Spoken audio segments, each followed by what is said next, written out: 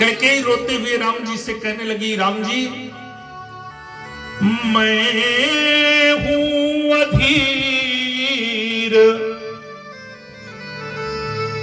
बनवीर क्या कहूंगी लाल, काली मां लगी है आज उसको मिटा दो तुम।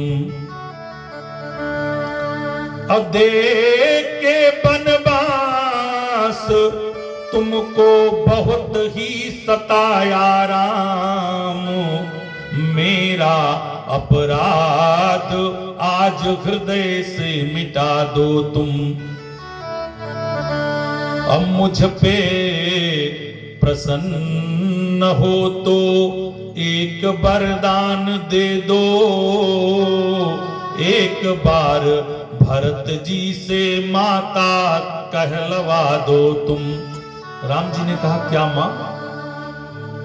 कहने लगी, बेटा जिस दिन से भरत को यह पता चला कि मैंने तेरे लिए 14 वर्ष का वनवास मांग लिया है, उस दिन से उसने शपथ ले लिया कि आज से उस कपटी कलंकिनी कैकेयी को मैं कभी मां नहीं कहूंगा। और हे राम, मेरा हृदय, मेरा कलेजा एक बार पुत्र भरत के मुख से मां शब्द सुनने के लिए तड़प रहा है। आप एक बार भरत जी से कह दीजिए को मुझे मां कह करके बुला ले। राम जी ने भरत को बुलाया। भरत सुनो। भरत जी आए। राम जी ने भरत जी से कहा, भरत मैं तुझसे कुछ मांगना चाहता हूं। भरत ने कहा, जैसे ही राम ने कहा मैं कुछ मांगना चाहता हूं, भरत की आंखों से अश्रुपात होने लगा। राम जी के चरणों में गिर गए, कहने लगे, भैया मैं तो ये जानता था कि भरत के जीवन का सब कुछ राम का है, भरत का सर्वस्व राम का है, लेकिन आज आप मुझसे ये कह करके कि मैं आपसे कुछ मांगना चाहता हूं, आपने मुझको अपने से अलग कर दिया। भरत जी रोने लगे। राम जी ने बुलाया, गले से लगाया, भरत तुझे राम की सौगंध है कि आज राम तुमसे जो मांगना चाहता है उसे तू देगा। भरत ने कहा, भैया मेरे जीवन की सारी चीजें आपकी हैं, लेकिन मेरी एक शर्त है, उसको आप स्वीकार कर लीजिए। राम जी ने कहा, बताइए। भरत कहने लगे, भरत जी कहने लगे कि चाहे तो अयोध्या से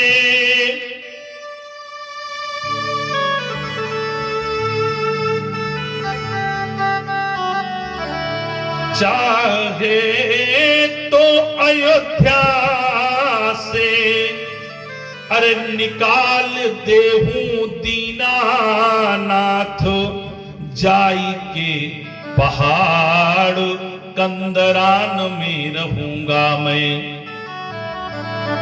और चाहे तो यमराज को बुलाई नरक भेज देऊं, जाके वहां नरक की यातना सहूंगा मैं।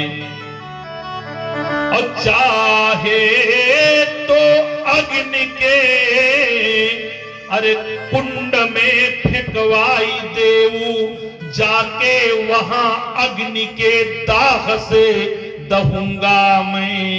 लेकिन जिसने मेरे भैया यानी आपको पठाया बन, उस दुष्ट कैकेयी को मात ना कहूंगा मैं, उस दुष्ट कैकेयी को मात ना कहूंगा मैं। तो इस तरह का प्रेम जहां है वो परिवार गाया जाता है। आज कृष्ण जी के लिए बलराम जी ने कहा कि आप चल करके आनंदादि मनाइए और मैं सारी सेना को पराजित करके आऊंगा। रुक्मिणी के भाई रुक्मी के द्वारा लाए गए जितने भी सैनिक हैं उनको भगवान श्री कृष्ण ने पराजित किया। सारे लोग वापस गए और भगवान श्री कृष्ण रुक्मिणी जी को लेकर के आए। क्योंकि भगवान को श्राप है कि मथुरापुरी में उनका विवाह नहीं हो सकता, इसलिए मथुरा से थोड़ी दूर माधवपुर नाम का एक स्थान है, वहां जाते हैं। और चूंकि भगवान हमारे प्रेम अवतार हैं, प्रेम की मूर्ति है, अब की बार प्रेम के रूप में अवतरित हुए हैं। तो जिस समय अपने मंडप में जाने के लिए तैयार हो रहे हैं, नाना प्रकार से भगवान का श्रृंगार किया जा रहा है कि फूलों में सज रहे हैं